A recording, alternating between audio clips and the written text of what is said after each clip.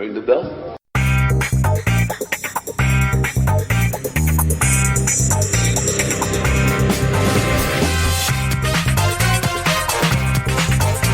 I'm taking it back. I'm taking them all back. I have come here to chew bubblegum and kick ass, and I'm all out of bubblegum. I'm a loner, Daddy. Rebel. I am the walrus.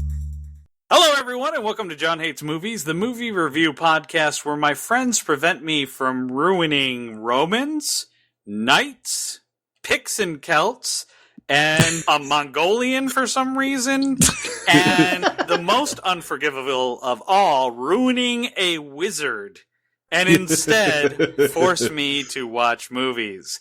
This week, we have with us Eric Largent. Tally ho. We have Chris Arsenault. Hello.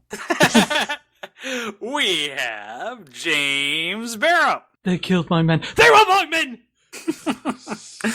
And I am your host, Jonathan Barrow. This week, have we got a doozy for you? A royal treat. Yes, a royal treat indeed.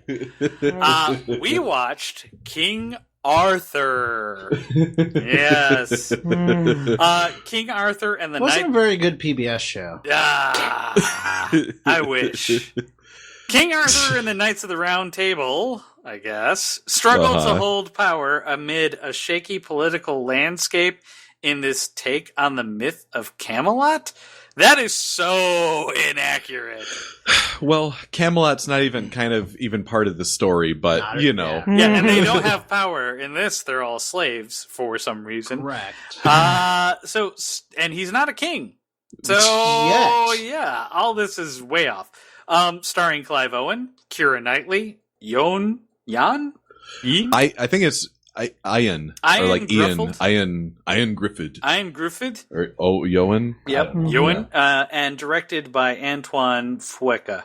I'll say Fuqua. All right, but before we get started with the review, John Hates Movies we actually love highlighting cool people who do cool things. Ewan. Yes, Ewan. Ewan is not one of those cool people who does cool things. King Arthur is not cool things. We're actually talking about a listener. Ooh. Yes, we are talking about Gillian. Gillian Yes. Ibabez. Gillian is a loyal listener who has recently sort of done an uptick in the amount of commenting she's done on the Facebook site. So the rest of you take note. Yeah, we love to hear from you. We just had some comments last night from one of our favorite listeners, Rania, who suggested we watch more chick flicks, which we are all wholeheartedly agreements that we should do. Yes. But as remember, people, comments are like buying us love. That's right. That we cover ourselves with so that we're warm at night. Yes. Yeah. And if you give us good comments, we do things like what I'm about to do right now, which is basically highlight some of the really cool projects that Gillian works on. Gillian has a Facebook page as well as a blog. The blog is located at www.gillian- and even though it's pronounced Ibabez, it's spelled Y as in Yojo, and then BABES.com. Gillian is a transgender woman who primarily focuses on short story work. And now, unfortunately, I haven't had too much of a chance to go through some of her short stories because I'm in the middle of 60-hour work weeks.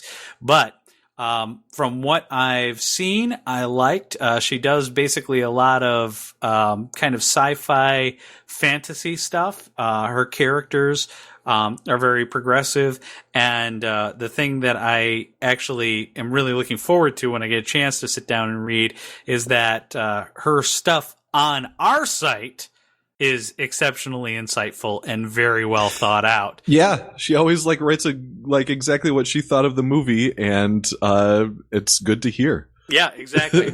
Plus, she also I haven't had a chance to read her comments. Is she accurately describing how wrong we are? Sometimes, yes. Sometimes, yes. And describing how wrong she is. Yeah. And sometimes she points out things that we might have missed, such as, like, the point. So with that, we do appreciate it. Gillian, keep it coming. And once again, if you get a chance, definitely check out her blog, which is at www.gillian, that is Gillian with a G, hyphen Ibabez with a Y.com. Okay. Yeah. Our previous listener that we gave a shout out to, Rebecca Holm, I actually have read all of her blogs that she keeps posting. They're good. Is she keeping that up? Yeah, she's still doing it, Nice. and I've been reading it. So keep it going, Rebecca.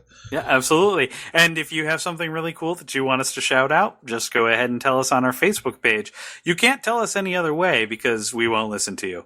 Or you can tell us on Twitter because I run our Twitter handle at John Hates Movies. Now that we're actually doing Twitter, yes, absolutely. You can tell us on Twitter cool things, but you won't have as much room as if you did it on Facebook. Right.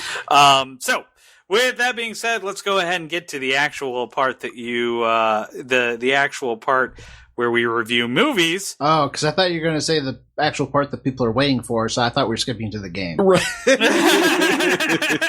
No, the part that where we review movies.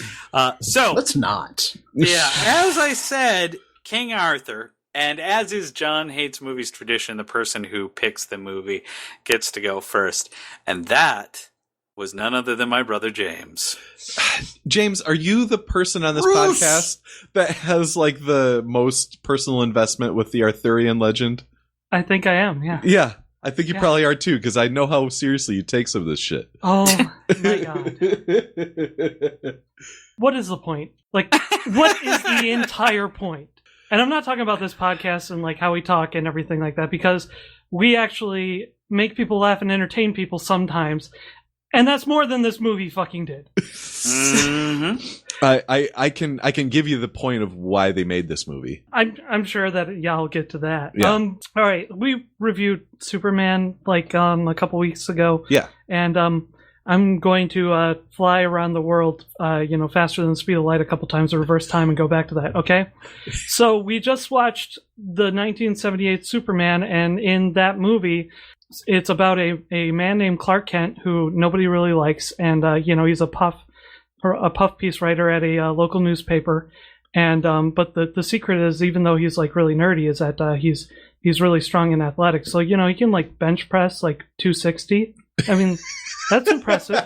He's got like a vertical leap of about 5'4". That's impressive.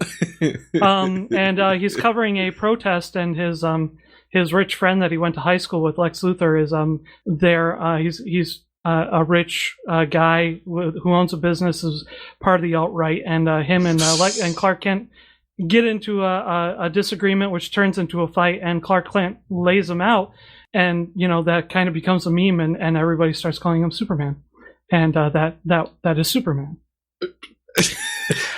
I see what you did there. Yes. How can we fucking what? Honestly, it's like, okay, I can come in here, I can start this, and I can go, I have no idea what you're talking about. There was no love interest between Guinevere and Lancelot. There was no fucking giants. There was no fucking dragons. There was no fucking magic. Right. There was no fucking sword in the stone. There was no fucking Lady of the Lake. There are no elves. There is no Avalon. And I would be correct. Jokes are real now. How did this happen? Instead of getting into a life of politics, I'm just going to start a reality show because I want real power. I know. Nothing's real. What? Nothing is real. Why? Why? Oh my God. Okay. I'm not a reader, so I can't really say I've read the legends of King Arthur, but I've studied them. I've studied the Iliad and the Odyssey. I've tried to read the Iliad. The first 200 pages are pretty much a guy at a dinner party explaining his trip on his road to Crete. Right. I mean, the first half of the book is your boring uncle telling you how bad the traffic was. And it's written in ancient prose. So fuck me, I'm not going to read it. But I've studied the Iliad, and I know how amazing it is. Around about 2002 or 2003, they made Troy, and they did the same fucking thing. Mm-hmm. Let's make a movie about Troy, but let's take out everything interesting. The movie was instead about a guy named Troy trying to get some lunch. I know, pretty much. Trying to make us watch Trying to make us watch Toxic Avenger. Yeah. Shout out Troy LePan. I'm a beer! I'm a bear. I would rather watch that movie than watch Brad Pitt do the same move over and over again in a stupid fucking movie. It's incredibly boring. Jump and thrust down. Yeah. Yep. Jump Yeah. and thrust down. It's a super move. Jump and thrust down. Right.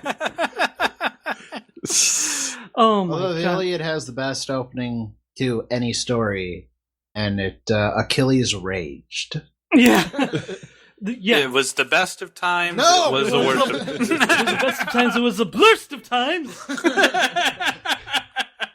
All right. So I studied the King Arthur legend, and I know all the things in it, and Okay. I mean, so there are like disparate tellings. Like there are like different versions of the story. Completely, absolutely. Yeah. But like I didn't like Batman versus Superman because Superman is never enjoying his job and Batman acts from a place of fear.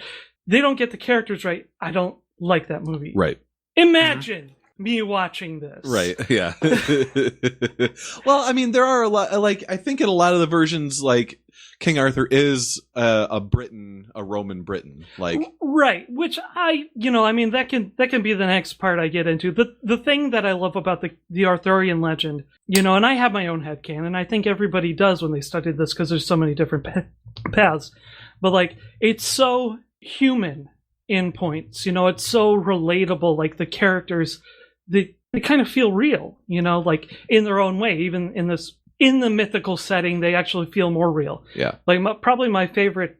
I mean, it's like proto-Shakespearean because like there's a lot of Arthur ends up killing his like bastard son and like taking a mortal wound from Mordred and all that stuff. Yeah, there's a lot of human drama in it. Yeah. Like almost all the drama comes from human interaction. Well, it could be said for anything, but it's the closest us Anglicans are ever going to get to having like myths. Yes. Really. Yes, it is. It's the English version of like pantheon mythology. Yes. Yeah. And that's like probably one of my favorite stories, like small section stories of King Arthur, is when he is going to get married, and Merlin's talking to him and saying, "All right, you're king now. You got to find a bride." And Arthur has like a few people that he throws out and stuff like that he thinks he could marry, and then he lands on Guinevere. But Land on Guinevere. Yeah, he's like, okay, I think I'll go with Guinevere. Not because he's in love with her or he thinks she's incredibly smart or like has any like redeeming quality. It's because her dad has a big old round table and he thinks he can get it as the dowry. I want that table. Yes. That table is sweet. This thing, I understand what they were kind of trying to do. They found some archaeological evidence and blah, blah, blah, blah. No, they didn't. There is no real archaeological evidence. Let me get into that because I've even studied that somewhat. The battle. I don't know about archaeological. The battle that happens at the end of this movie is a real battle that happened in the real world. Yes, and the extent of which Arthur is involved is that it said, like in the script, in the scroll, the historical scroll, it's like there was a battle at this place. The people who fought in it were derp, derp, derp, derp, derp, derp, Arthur, derp, derp, derp, derp.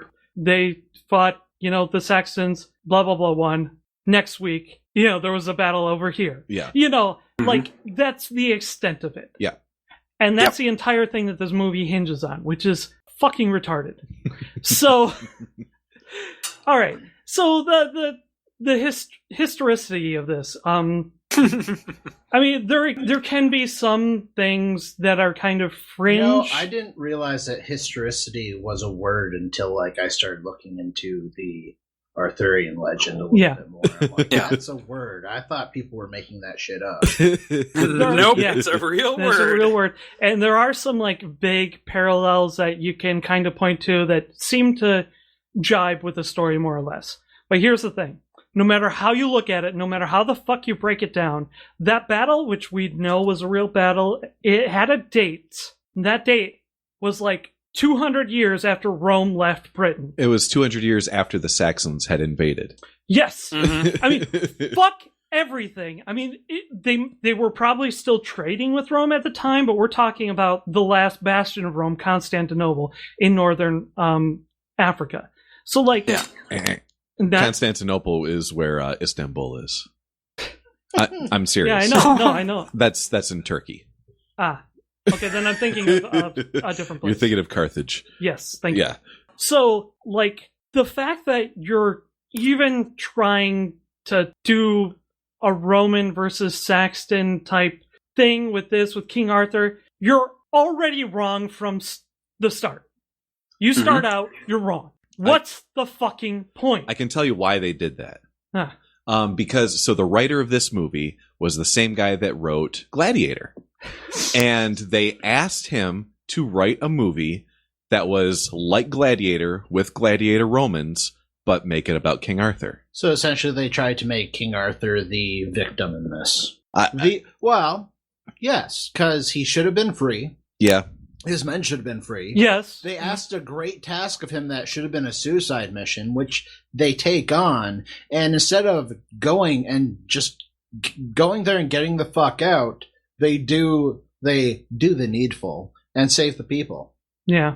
And in turn end up standing against the Saxon force invading. Yeah, he finds his way as a Briton. This was the direct follow-up for that writer from Gladiator. So he had just come off of Gladiator, and they were like, give us that again. And he was like, all right, how about with King Arthur this time? I'm serious. That's what happened. That's what happened. That's so fucking dumb. Yep. Well, we're talking about Hollywood.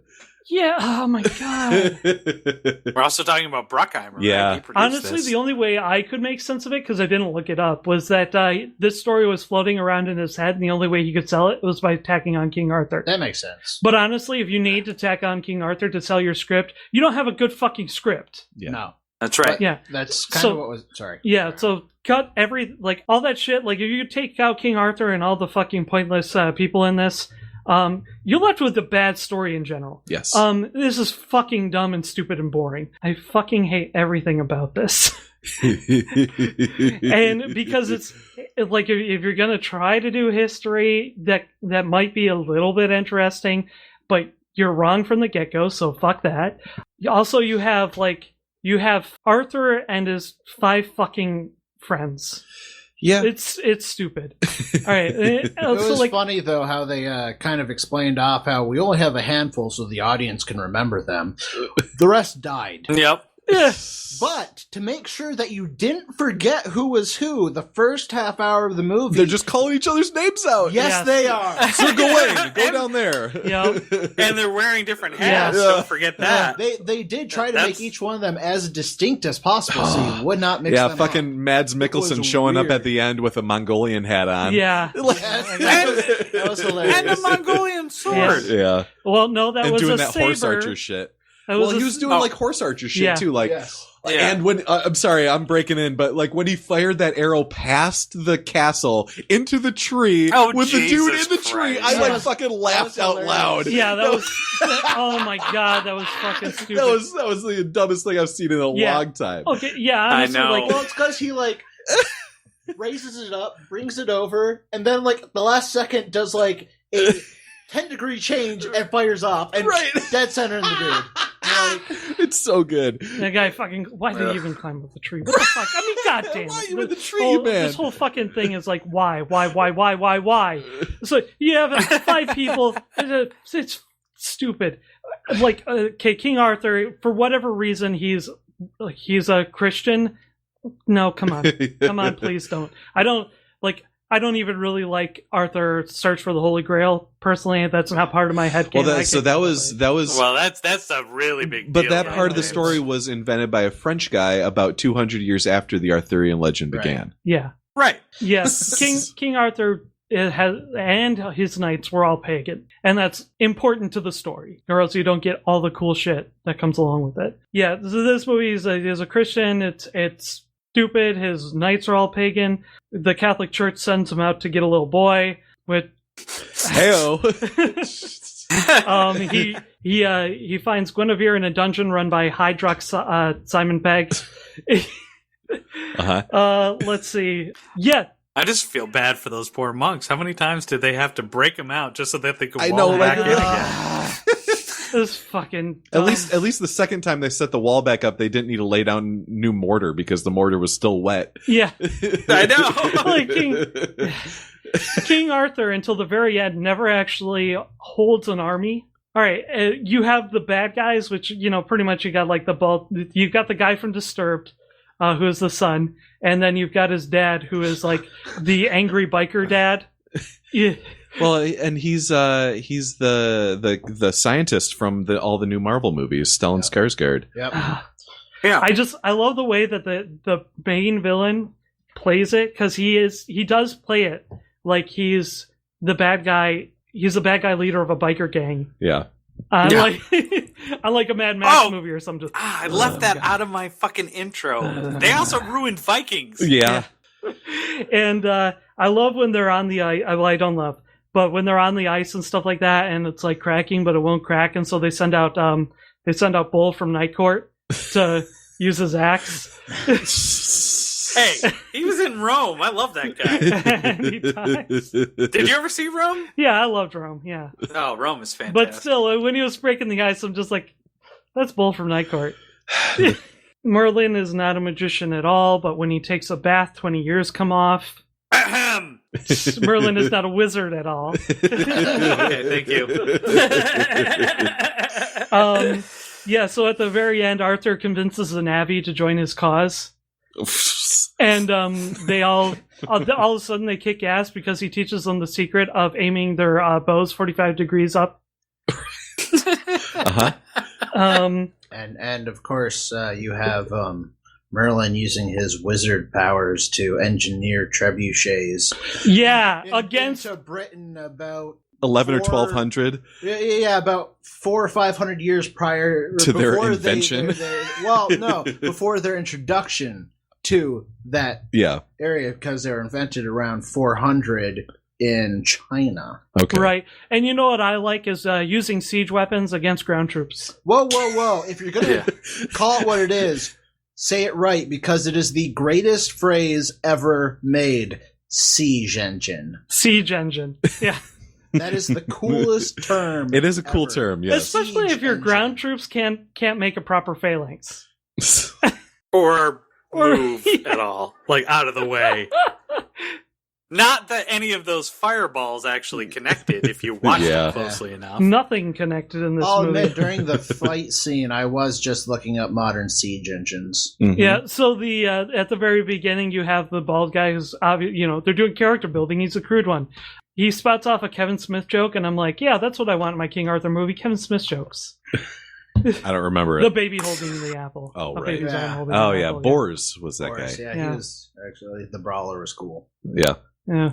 But, God, yeah, killing off Dagobah and Tristan and Lancelot. There's no love between Lancelot and Guinevere, but, he saves her in the battle, so I guess that's, like, the thing. Yeah, I think they just tried to they do hint it, exchange some looks. like he sees her and he wants.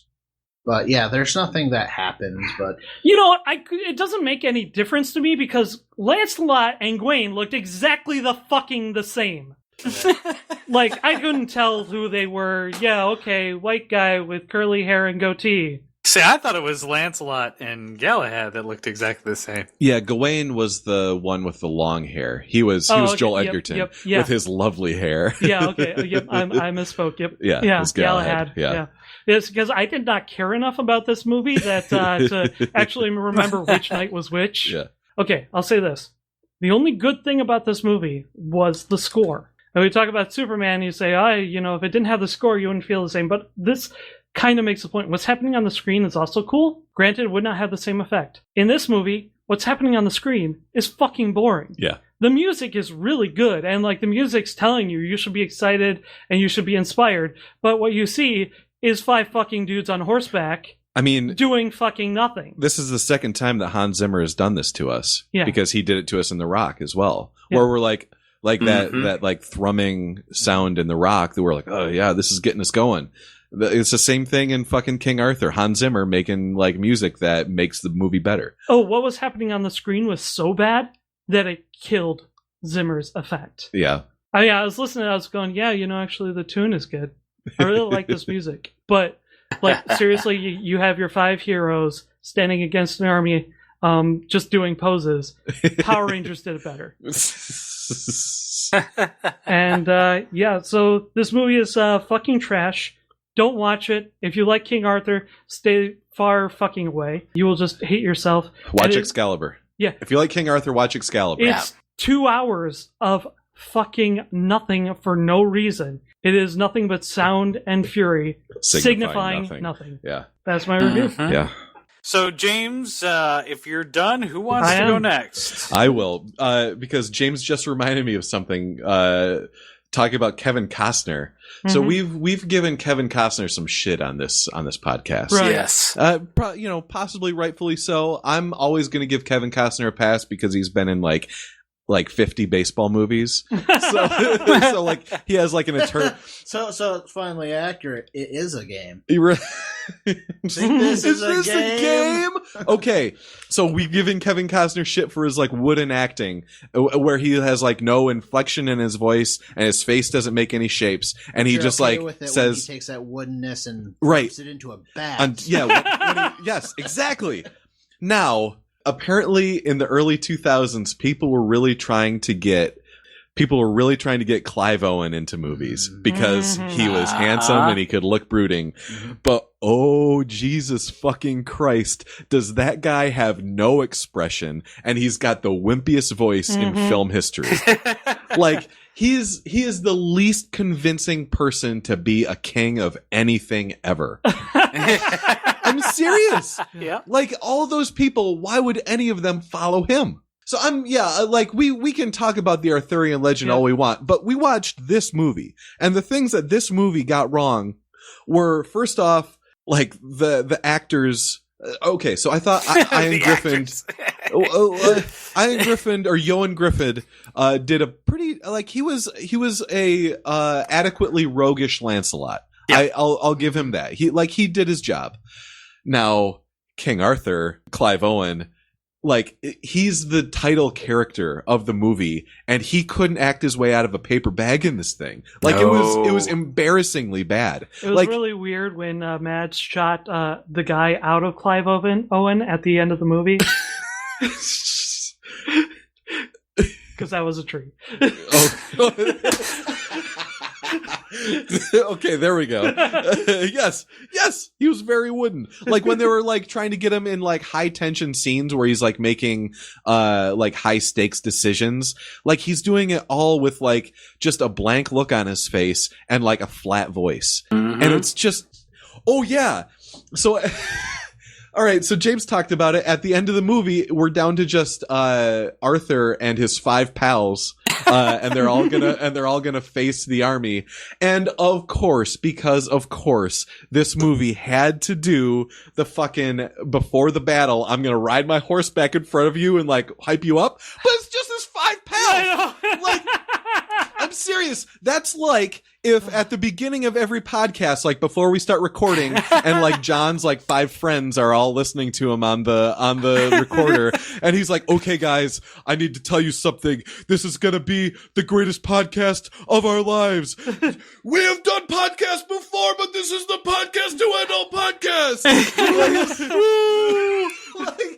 You know what it actually reminded me of? What? Have you ever worked at a shitty job that has had morning meetings? Yes. That's what it reminded me of. It's like, all right, guys, we're going to do a great job today. Let's get those arms moving. Right. Or they like make you do calisthenics in the morning. Yeah, in the morning meeting. Oh my God. Yes. Yeah. But like, so in that scene, it's not like Arthur is whipping up his troops. Like he's got to whip his troops up into a frenzy to like really get them in the fucking mood to like run across the battlefield and like slam their faces into another person holding a sword. Mm-hmm. Like, it's his 5 pals who are down for whatever. You know what I'm saying? Like, why is he riding back and forth in front of him, hyping him up? Like, it just doesn't need to happen. Like, when that started, like, okay, so that's like at the end of the movie, but that just like put his cherry on top of this like shit sundae. It's like, they just wanted to do all these like dumb action movie, like medieval movie things. And they'll never take our freedom! Right! Oh. Freedom! So Guinevere's in this movie. It's Keira Knightley. Keira Knightley. David Jones. She looks quite good. I'm not even gonna like. She looks a little Smurfy in this. She's a Navi, dude. She did. She got smurfed. She blew herself. But we talked about the scene where they're up on the glacial lake, up in the mountains, which they definitely have in England. And she's standing out on the lake with her bow in like a nightgown. Yep. Like all of those guys are like it's Sub-Zero and they're bracing for the cold, and she's in a fucking nightgown. And like I was texting the boys last night, I was like, "Yeah, Keira Knightley is so hot, she doesn't need extra winter jacket." Yeah, like I was trying to figure out when in the movie you were saying. I mean, did you get there? Sense, yeah, yes. like. Yeah. They just wanted to show her off more. Like, yeah, what we're getting to here is that this movie is all about style over substance. Yes. I say that because there's like no style to this movie. Well, but they tried to do style things. Like they tried to make the armor look cool. They tried like they name checked that Arthur's got a cool sword and Excalibur. Like they've got all like. I'm sorry. I thought you meant like. Okay, so when I hear style over substance, and you're talking about film, the thing that pops to mind is Guy Ritchie. Oh, okay, yeah, but I mean, those movies had more style and more substance than this movie, right? Yeah. But I think unique camera work. I think unique visuals, not unique costuming. Because for me, it was just like they were trying to show off. Like how good Keira Knightley looked. They're trying to show off the cool costumes that they created. They were trying to show off like the cool sets that they made, but nothing interesting was happening with any of that stuff. Yeah. So yeah, this movie, I'm glad James didn't roll in with like, here's the true Story of how King Arthur happened, because there's no true story. No, he didn't. He didn't say here's the true story. Like, I was like sitting here ready to jump down his throat because King Arthur, there's no true story. Yeah. Like it's like these are all just takes on a legend. This was just an extremely lazy take on the legend. Oh, the laziest. Yeah. But when you have only stories, if you make up your own story, can you be wrong? Yes! Yes. Yeah, you can. Yes. And this movie proved that point. Yeah. Basically, if you're making a story about a wizard, and everyone knows he's a wizard, except he's not a wizard in your story, then your story's wrong. Yeah. So, like, speaking of Keira Knightley, how many times do you think she popped out of that belt that she called a top at the end? Right. I mean, like, she was doing it in the movie, you know? And she ran like headlong into Saxons, like with swords and shit, where she was wearing video game armor. Yeah. She was wearing video game girl armor. Yeah. You know what I'm saying? Yeah. Like, yeah. Okay. I wrote down just a couple of other things. I already mentioned, I love they gave Joel Edgerton a beautiful, luscious wig in this movie because he's pretty poorly shorn like myself in real life. So it's good to see him do his thing with some nice hair. And okay, so the thing that I really came away with from this movie is it kind of felt like this was the trial run, or like how can we make this work, or is this premise possible trial run for Game of Thrones? Like, there are a lot of things in this movie and in this story that they replicated in Game of Thrones like 4 or 5 years later, but just like looked at all the mistakes that were made in this movie and didn't do them in that. Like, they made the stakes real. They stuck to the source material. They had good characterization. They had good dialogue. They had good acting. The actual things that are happening on screen are very similar to the things that are happening on Game of Thrones. And there are even some like crossover actors from this in Game of Thrones. Like, Merlin in this is the guy that plays, not Robert Baratheon. It's his brother. Yeah, Stannis. Stannis Baratheon. Not Stannis, the younger one, the gay one. No, not the gay one, the dickhead one. Wait, really? Yeah, he played Merlin. Merlin is Stannis Baratheon. Holy shit. Yes. That was some serious beardage there. I didn't even recognize him. Like I said at the end of the movie, he took a bath and took off 20 years. Yeah. This movie, it could have been good, even if they had the same actors and like the same actors doing like bad acting. Like, if they would have just made the story interesting, it would have been a good movie. But what they ended up with here is just an all around, on all fronts, bad movie. It's like they did, like, Keira Knightley's fresh off of fucking the Pirates of the Caribbean, or however it is. And Pirates. And they just wanted to put her in a thing, so she was in this. I don't know. That's really the whole thing with this movie. Somebody wanted to put somebody in a thing. Yeah. And that's how you got everybody in this movie. Yeah. Somebody wanted to put Clive Owen in a thing. Yep. Somebody wanted to put Keira Knightley in a thing. Yep. Ewan Griffith had just come off of doing Fantastic Four. Yep. And he was in this movie. Yeah, like, everyone's favorite representation of Mr. Fantastic, right? Yeah. I don't know. That's a hard call, actually. Yeah. Like, it might be. Yeah. The other one, not much better. Right. So, yeah, I don't know. This movie sucked. And I wish I had funny stuff to say about it, but I just don't. The last thing I'll say about it is... what gives you the right? Just because some watery tart threw a flaming scimitar at you?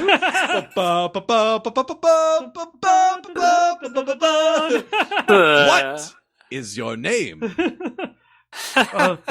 Lancelot of Camelot. What is your quest? To find the Holy Grail. What is the what is your favorite color? What is the speed of a sparrow? Velocity unladen swallow. Unladen swallow carrying a coconut. Well, I don't know. African or European? Yeah, I butchered that, but I don't care. This movie fucking butchered the Arthurian legend. Yeah. So nobody I'm like in bad quotes company that right movie now. Does that movie. Nobody who quotes that movie ever does it right. Because the real right way to do it is to not quote it. So, with that being said, Chris. Yeah, my review smells of elderberries. Yeah. So what you're saying is the right way to do is not to do it. In that case, strange women lying in ponds distributing swords is no basis for a system of government. Right, yeah. I did it very poorly. It's wafer thin. So I agree that this was probably a story that was written that they kind of adorned with the Arthurian, I say legend, but I use it. I'll get into that after the fact to make it more relatable. Or to make people go to it. Right. Well, that's why I'm saying. So people are like, oh, Arthur. Yeah, I know King Arthur. I love King Arthur. Yeah. Because the one thing this movie does do is discard the entirety of the Arthurian legend. The Arthur myth, the Arthur legend, it decides that the one thing it wants to do is take all the myth and legend out of that and just make Arthur, with Excalibur his fork. Because he whips it out like every 5 minutes, like, oh, I'm eating a ham sandwich, let me cut that. Oh, I need to chop some wood, let me whip out my Excalibur. Like, so you nailed it on the head that, like, and it bothered me so much because there's a lot of this movie that feels wrong because the pacing's terrible. Like, it's actually a little bit too. Oh yeah, it's like, it's wordier than it needs to be. Like there's scenes that just push through too quick, and they just feel terribly rushed. But like the turnaround when they're trying to go get Electo, and he turns around, whips out his sword, and why is this man in prison? Blah blah blah. It's like that was totally out of nowhere. Like, how did you see that from 300 yards away? This dude, maybe he was stealing. No, Jesus Christ. I mean, it doesn't really matter. I mean, The point is, he just whips his sword out, I was going to make an offensive joke, but I'm not going to. Whips his sword out like me on a date? There you go. But that's my point. He takes one of the coolest things in lore, the sword Excalibur, and turns it into just a utility. It's a utility. It's a tool. Yes, he turns it into just a random tool, and it's frustrating because, I understand. Let's face it, as a knight, as an actual, fighting knight, they're going to have a lot of respect for their weapons and whatnot, but I feel like they wouldn't be whipping it out constantly. That's me. Whatever. Yeah. That infuriates me. I feel like they don't do any justice or respect to any of the legend or any of the mythos. They, like I said, they just throw it out and just disregard it completely. Well, all the knights are just like his pals hanging out. Right. That's all the character that they have. Right. And I understand how... Well, except there was the bird guy. They do it to an extent, mostly, so because... Let's face it, Tristan. You introduce too many characters and it becomes difficult. I get it, but they could have done it better. They could have literally had it not be King Arthur and just be the remnants of the Sarmatian, knights just being told you will gain your freedom when you finish this task. It would have been a better That could have been better. That could have been better. They would have been so hung up on all this and forcing this love thing for Guinevere, they still could introduce that, but it would have been something else. Also, you could have had all the knights there and just not had them really talk or interact with anybody. Just had the 5 knights that you focus on. Sure. Yeah. Yeah, all been there, hanging around, doing shit. If Ocean's 11 can fucking do it, right. Any ensemble movie can do it. There aren't a lot of movies that have that big of an ensemble that do pull it off. Yeah, that is what makes Ocean's 11 special, is that it does it. Because they did, and that's what was wrong with Captain America's Civil War. Sure. Is that it didn't have George Clooney? This movie it doesn't. The decisions the characters make don't feel genuine. It seems very just it seems stupid to say, but scripted. I'm making this decision because I was meant to. Yeah. I'm making this decision because the plot tells me that this is where we need to go next. Rather than this seems like the thing to do. It was like an on-the-rails adventure game. Yes. Yeah. It was pretty rough. James started jumping into the actual Arthurian legend, and there's a lot to that is amazing. There have been countless movies and TV shows and other stuff that have done considerable justice to the legend. I'm not going to name them all because there are plenty, but you guys know them, Excalibur and the Merlin miniseries. I haven't watched the Merlin series. I could give a fuck about that. The one with Sam Damn Neill? right, Yeah. Sam Neill. Yeah. The Merlin TV show is kind of whack. I never watched it, so I'm not giving that one anything. Yeah. Point is, the key to doing any King Arthur, you have to have some fantastical. Yes. There has to be something fantasy about it. Yeah. And this was trying to make it. No, it's real. It's like a real person. Right. And here's the thing: the historicity. Yeah. James was right. There are historical accounts that pretty much name these people were here, and that is a lot of what the Arthur legend stems off of. The fact that there was a person with this name that was here that fought the Saxons, and who was probably named after the legends in the first place. Who knows? Long story short, there is some things there to give more credence to the idea, and if nothing else, give us more of a sense of attachment to it, because he might have been a real guy. It's not just myth and legend. Yeah. Well, yeah, it's like this. It's like Gilgamesh for the Sumerians. Like Gilgamesh was probably a real dude, but like, you know, he wasn't a god. Yeah. So what this movie lacked, I'll tell you one thing. One TV show did incredibly well. That's King Arthur and the Knights of Justice. Where Merlin transports the quarterback, Arthur King, of the New York Knights and his teammates to take up the mantle of the Knights when the real King Arthur and his knights get trapped by Mordred. That sounds amazing. It is amazing. That does sound amazing. but they're a bunch of jocks. It's a cartoon from the 90s. Gotcha. That sounds awesome. They're football players? Yes. It's amazing. Tom Bradshaw as King Arthur. That's fantastic. There were parts of this movie that I liked. Mostly like that end battle, like if you get past the, you know, ramping everyone up, like I'm like using the smoke and the mist and whatnot to like take them, you know, or put them off guard, and using the country they're in pretty much or as part of the component to the battle. Or like shooting the sides of the Saxon army to get them to group together in the middle so they would go through the ice. Like that's kind of clever. That was good good tacticianing. I'm going to use it. Or tactics. Fuck you. Tacticizing. So, but that's what's funny when it gets to the end and you have the five knights standing, you know, on top of the hill. Like you're suddenly presented with the kind of handful of warriors fight off, you know, an army. And not without magic. Shut the fuck up! I'm talking. I'm trying to make a reference to Seven Samurai. Go on. That's it. I was trying to end my sentence and you fucking chopped it in the dick. Sorry. But the point is, like, you have a handful of, you know, seasoned warriors against, you know, an army. Obviously, that they're a trained enough army. They're, you know, they're Vikings. They don't suck, you know. Mm-hmm. But you have the concept of kind of handful of people leading, you know, fight an army and encourage a whole of people to fight for themselves. If only Akira Kurosawa were around when they wanted to make this movie. Right? Kurosawa would have made a badass King Arthur movie. Mm-hmm. Yeah. Yeah, he would have. Yeah, if you think about it, he might have.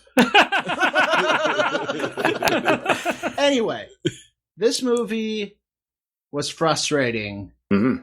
And I'll admit, this is the second time I watched it. I didn't like the movie. I want to give it to it because there are things about it that are all right. But there's just so much that is wrong. Mm. It's just frustrating. And if you're a fan of the Arthurian Legend, it has nothing to do with it. Yeah. Which is why it would have been better off not trying to be King Arthur. Yeah, it would have been better if they just made a story about, like, the Romans disengaging from England. New thing. Don't think of it as King Arthur. It's just it's the five bros. These five bros. This would be a better movie if it detached itself from the Arthurian legend, right? Because I think that is its biggest detriment. But not by much. Not by much, because this. Yeah, okay, it'd still be a bad here's movie. The thing: it's like when you have a source material that's like a fucking 10, and then you present something that comes in at a 3. Yeah, but like, I mean, it's still a 3. Way. You do one better to make that sound more. Let me put that in better terms. When you have source material that comes in at a 10, and you have a movie that, let's say, actually comes in at a 5, but now you have that source material to compare it to, you suddenly make it a 3. I understand where you're coming from, but I would hesitate to submit that this was always a 3. Well, I think part of that is a lot of the acting, though. The acting. Yeah. So if King Arthur is not a good actor, the King Arthur movie is not going to be good. Yeah, I like Clive Owen, but man, you're right. He sucked in this. It's bad, but when you have source material at a 10, you're instantly on the Shawshank scale. There you go. Yeah, that's really what I was getting at. That's right. You'll always be belittled to the actual. This movie isn't on the heavyweight scale; it's on the Shawshank scale. It is. I get that. Whereas I get it that. should be on the heavyweight scale. That's the problem. Even on the heavyweight scale, on the heavyweight scale, I would I'd rate rather watch a- this movie than heavyweights again. The Well, only yes, absolutely. God, not me. the only thing in this movie that should be on the heavyweight scale is boars. Okay. Boars was awesome. He's All the right. best character. So let me just. There's a couple It of should things. be Boars and his bros. There you go. New title: Boars and his bros. And his The- bastards. There's a. Boars, bros, and bastards. Right. I would actually submit that actually the last good King Arthur anything that we've gotten is Excalibur. Well, yeah. I would honestly say that probably before Excalibur, even that was a little dicey. There really hasn't been a whole hell of a lot based on the material that is out there, where they've done Arthur, or at least in TV and movies, where they've done Arthur and this mythology well. So, in a way, I kind of wish that they would just stop doing it entirely. So at this point, it would be a Game of Thrones copycat, but like done well, couldn't you see there being a Game of Thrones type series about the Arthurian legend? No. And because Game of Thrones works because the drama and the emphasis is on the characters and the political situations. And the magic is lowballed. The magic element in Game of Thrones is kind of like a horror movie. Yeah. You know? It it's doesn't a have any slow burn. structure. Like, there are no Right. laws to it. It just kind of happens sometimes. The good Arthurian stuff is always high fantasy. It's always like human drama in a ridiculous environment, you know? Okay. And that's, or at least that's how I feel. Now, when it comes to this movie, where they did that thing where, like, we're going to tell you the real story of Arthur. God. Like, that was awful that they Yeah. just, like, put that in off the beginning. Like, right off the bat, they're like, here's the real version. Yeah, exactly. And the thing is that there was nothing about this particular showing that was new.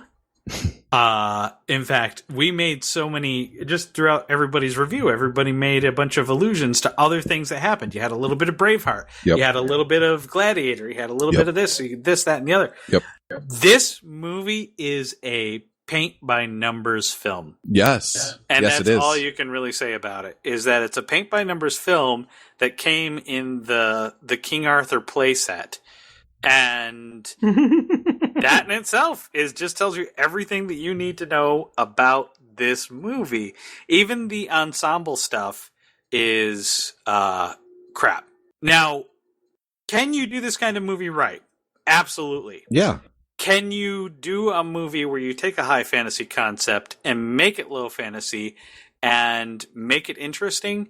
Absolutely. Mm-hmm. I'm sure we've all seen the 13th Warrior. Yes. 13th Warrior is a good movie. Exactly. I like the 13th Warrior. I liked it. Yeah. Yeah. I think it's a good movie. Yeah. Of course it has issues, but it's low fantasy and like they're just making shit up. Yeah, and it's a low fantasy version of a high fantasy tale. I think that's a decent movie. I really do. I do too. I think it's decent. It's not excellent by any means. Yeah, no, it's not a great movie. But if the decent. 13th Warrior is on TNT in the afternoon on a Sunday, like you're going to watch the 13th Warrior. Yeah. I'm You are. serious. Yeah. That's how it works. You will watch and oh Jesus, why can't I say his name? Chris, Antonio say his name. Banderas. Thank you. Yeah. Antonio Banderas. There we go. Too sexy. That's what we were looking for. But yeah, I mean, and that gives you a perfect example of how you can do this kind of thing correctly. And there's probably other examples out there that I'm not thinking about. 13th Warrior is a great example. Yeah. But It is. there's other examples of how to do this like amazingly well. Game of Thrones is an example of how to do this amazingly well. Well, Game of Thrones is the source material. I'm Yeah. talking about taking a very popular concept, putting your own spin on that popular concept, as long as that concept remains in the public domain, and basically doing it right. This was not that. This was the exact opposite of that. And even if you pull the Arthur out of this movie, if you pull it and remove it from the thing, this is this is still on the absolute lowest scale of these kinds of adventure movies. Anyway, long and the short of it, this is a hard pass. Yeah, it is. Yeah. It's the hardest of hard passes. This is just terrible. John, would you rather watch this or Heavyweights? Oh, God. I'd rather watch Heavyweights again. I would too. I think I would too. Yeah, for a movie that took itself like dead seriously, Yep. Yeah. it's like on the heavyweight scale.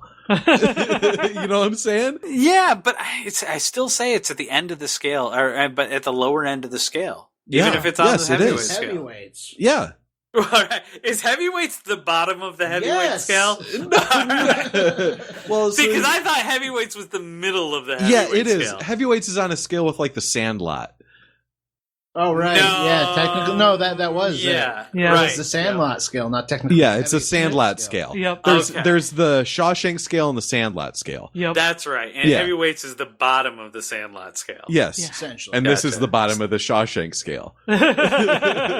Yeah. Okay. Or is it? It's the top of the negative of the Shawshank. maybe we need to revamp our system. But Or maybe we're just like pulling up like metrics out of thin air. Yeah. And just like naming them. you know, I think this actually belongs on the lower part of the Terminator scale, quite frankly. This is a new scale. Yeah. On the garbage scale, it is on the lowest of the garbage scale because it is Yeah. pure dumpster fire shit house. Okay. Garbage. I mean, You know what else? this should be on the same scale as The Rock then, right? I'd rather watch this movie again than watch RoboCop. Oh, but Mm-mm. RoboCop is on the RoboCop's on the Terminator scale too. I would not say it's at the bottom, but it's Oh, it's at the top. It's not. It's not at the top. It's not at the top. No. Oh, No. This is below The Rock on the Terminator scale. Oh yeah. Yeah. Yeah. Yeah. It's What? the very No, we have bottom, three very scales? bottom of the very bottom of the Spartacus scale. Now we have Okay. 3 scales. Yes, we have 3 As many scales. skills as we want. This is America. All right, ladies and gentlemen, we're going to take a short break, and when we come back, it'll be time for the game. Yes. Tally ho, John Hates Movies listeners. It's Eric Largent with a quick reminder of how you can find us.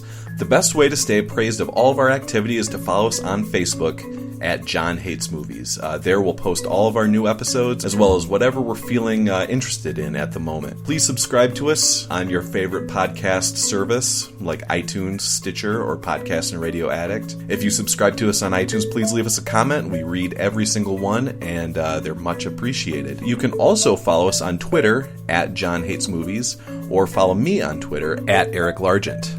Now, stay tuned for the game and find out what movie we get to watch next week. And if you're feeling adventurous, watch along with us and leave us a comment on Facebook telling us what you thought of the movie. Thank you for listening, and stay tuned for the game. Welcome back, everybody. It is now time for your favorite part of mine. It is now time for the game. Yeah. Yay. All right.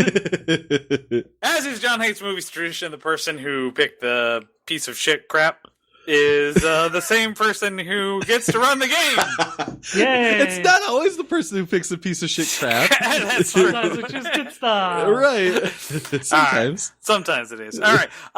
That would be James, though. James picked the movie. So, James, what kind of game are we All playing? right. Okay. I can feel a flashback coming. Yeah. Now, see, Oh. if anything, if this movie taught us anything, it's that you don't mess with perfection, Doodly doodly doo. and you stick when you find something good, you stick with it. Don't try to change too much. So that's why I am stealing Eric's game. Heyo. This has never happened before on the podcast. Nobody's ever taken one of my ideas before. Yeah. Sure. Well, I mean, when you're good, you're good. So I am doing Am I the Law? Part 2. Medieval Boogaloo. Okay. So this is the medieval scenarios, and you'll have to decide which medieval law you broke. Oh boy. Okay. Yep. So it's like Dancing with a Chicken, that kind of shit. Bit Very of a well stretch, could be. but Yeah. I'm on board. Yep. All right. So I listened to it this morning to get refresher. And to decide who goes first, you guys pick a number. 11. 99. 4. Okay, Eric goes first because the number was 2. Okay. All right. Okay. So, Eric. I Yeah. demand a recount. I meant to say 1 through 10, but Well, okay. Let's, that's like it's assumed, right? Yeah. When you pick a number, is No. 1 out of 10. Well, Okay. yeah. It's not assumed. It can be any number. Pi. Yeah. Well, Pi would have won the game, Yes, or that's Pi would true. have been won. Yeah, Yeah. you would have been closer than Eric. Yeah.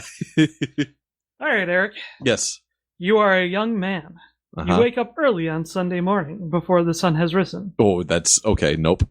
You beat out your doormat before church. You go to church at Shrewsbury Cathedral. You hear about Welshmen getting in the coffins nearby. You and the boys decide to get in some archery practice.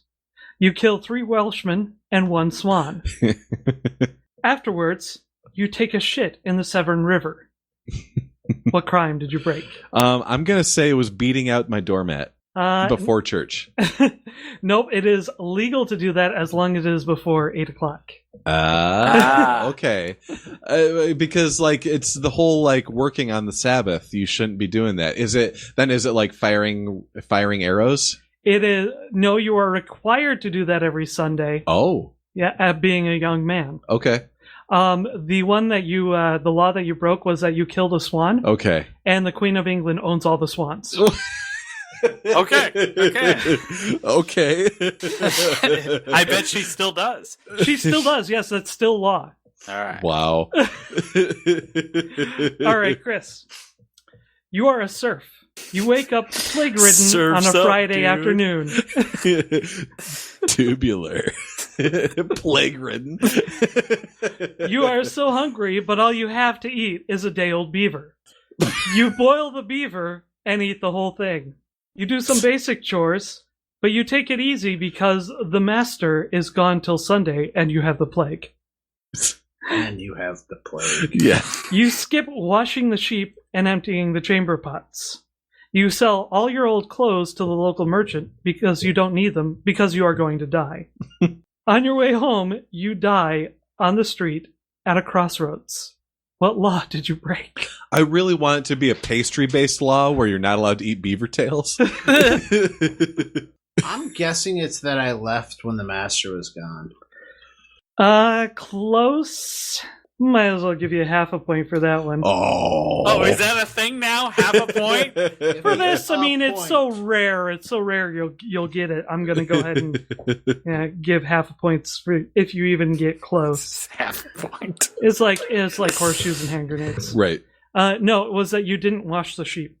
You gotta wash your sheep. There man. is a law that says you must wash the sheep. And honestly, there's nothing more to explain it. It just says you must wash the sheep. All right. Fair enough. I will wash the sheep. The thing that you might think is beaver on a Friday. You can only eat fish on Friday. Sure. But the Catholic Church declared the beaver a fish so that you can eat beaver on Friday. I mean, it is aquatic. Yep. Beaver looks kind of fishy. All right, well, this is perfect, John. Yes. John, you are a nobleman. Oh. You wake up and brush the 6 realistic wood dildos off your bed. Yes, thank you for the callback. You dress with a tight corset and fine velvets. Your STI-riddled penis, swollen and painful, is protected by a large jewel-encrusted codpiece. On your way to the dock, you spot a sable on the road. You crush it with your cane. You pick it up and rip its head off with your bare hands. You give the head to your servant so that he can clean it and encrust it with jewels. You make your way to the dock. There you accept your latest shipment from Poland. Lewd scrolls, dirty poetry books, a few live pigs, some potatoes, and erotic vases. You inspect the wares and return home. There you eat a mincemeat pie. What law did you break? What did I crush? A sable. It's like a. It's like a mink. Yeah, it's like a mink or a ferret. I accepted a shipment of live pigs from Poland. Oh, so fucking close. It was the potatoes from Poland. Oh! That sounds like a half point to me. Yeah, it is a half point. I want to give you 0.75 points because goddamn, that was close. Yep. Oh no. All right, Eric. Yes. You are a knight of the realm. Yes, obviously. You and your friend decide to take a trip. You travel to a nunnery. You knock on the door and ask to stay the night. They agree to give you a room. Once they let you in, you and your friend immediately rob the place. You run away on horseback. Driving down the road, you drive past a wedding. You steal the bride. While you are walking down the beach, you spot a whale. You cut off a hunk and roast it for dinner. What crime did you break? It's eating whale steaks. You are absolutely correct. All whales belong to the king and queen. Yes. Nice. Full point. Full point. That was an easy one. It was, but the trick is that everything before that was an actual story. Of whose story? Couple of nights. Just they doing just some did shit? it. Okay. They just did it. Nothing happened to them. They were good. All right. Yep. All right. Okay, guys, this is the last one, so I'll call it a tiebreaker. Yeah. Your name is your buzzer. Okay. All right. You are the king. You get up in the morning and you make love to the sheep in your bed. You walk into the kitchen and kick the chef in the balls. You walk to the local church and piss on the deacon. You steal a horse and run over several children. Chris, you stole a horse. You get to a pub and get pissed drunk. You hang out in the pub and light several small fires. You lock the patrons inside while the bar goes up in flames. You walk across the street into a crowded theater and yell fire. You then steal a donkey and ride it to the Houses of Parliament. You walk in wearing a full suit of armor and then die of plague. What law did you break? Eric. Eric? It's wearing a full suit of armor into the House of Parliament. Close. Oh, Chris is already on the record about stealing a horse. Yeah, that is not correct. Thinking this one over. Since I know the two wrong answers, I want to make sure to give the right one. If John misses, we all get to keep guessing, right? Yeah. Go over the last bit, starting with you walk into the House of Parliament. You've entered the House of Parliament drunk. Oh, no. Oh! All right, Chris, I'm going with yelling fire. No. Okay. Did this happen on a particular day of the week? No. Okay. Oh, John! John. You walk into the House of Parliament with the plague. Eric, Yeah. you have the plague.